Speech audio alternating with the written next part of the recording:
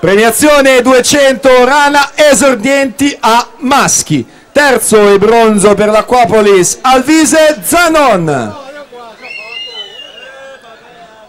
Secondo argento per la rappresentativa Rosà Angelo Comunello.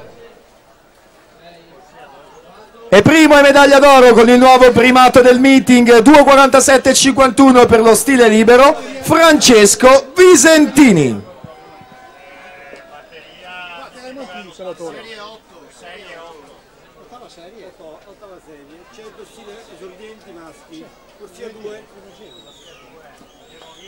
corsia 2 falsa partenza, serie 8. Sono ancora si ha chiesto a dire se riusciva a fare anche la premiazione, ce la lasciamo loro, ho detto sono arrivato all'annato, ho detto sono ancora in acqua, sto facendo.